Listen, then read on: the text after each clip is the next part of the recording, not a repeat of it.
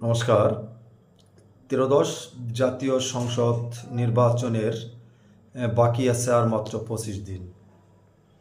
আপনারা একটা বিষয় অবশ্যই লক্ষ্য করছেন, আগামী জাতীয় সংসদ নির্বাচন নিয়ে যারাই কথা বলছেন, সামাজিক যোগাযোগ মাধ্যমে অনেকে কথা বলছেন, অনেক ইউটিউবাররা কথা বলছেন, আবার দেশি বিদেশি সংবাদ মাধ্যম গণমাধ্যম কথা বলছেন, এছাড়াও সুশীল সমাজের লোকে কথা বলছেন, সাধারণ অসাধারণ অর্থাৎ অনেকেই বাংলাদেশের নির্বাচন নিয়ে কথা বলছেন।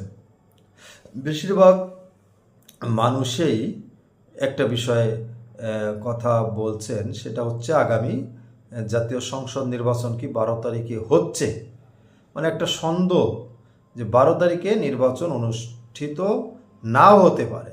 আমি আপনাদের কাছে শেয়ার করছি কেন এ ধরনের সন্দেহ মানুষের ভিতর। নির্বাচন করার জন্য যা যা করার প্রয়োজন প্রায় সবই শেষের দিকে, মাত্র ২৫ দিন বাকি আছে। তারপরও প্রত্যেকের ভিতর এ ধরনের সন্দেহ কেন? আপনারা আমার প্রশ্নের উত্তর বা আপনাদের মতামত কমেন্ট বক্সে উল্লেখ করবেন বলে আশা রাখছি।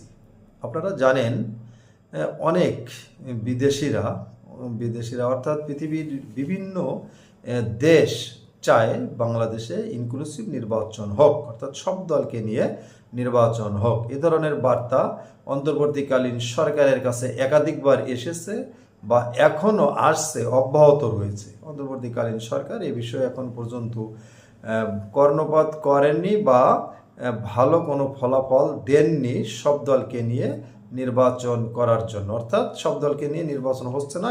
এটা ইতিমধ্যে অন্তর্বর্তীকালীন সরকারের কার্যক্রমের ভিতর দিয়ে প্রমাণিত হয়েছে।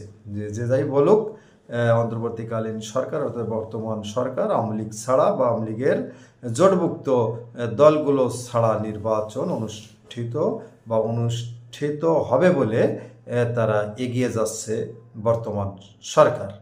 তারপরেও কেন যারা বাংলাদেশের নির্বাচন নিয়ে কথা বলছেন, আলোচনা করছেন, তাদের ভিতর এ ধরনের চিন্তা ভাবনা বা প্রশ্ন যে ১২ তারিখে নির্বাচন যদি হয়, যদি কথাটা কেন আসছে, এ বিষয়ে আপনারা আপনাদের মতামত জানাবেন।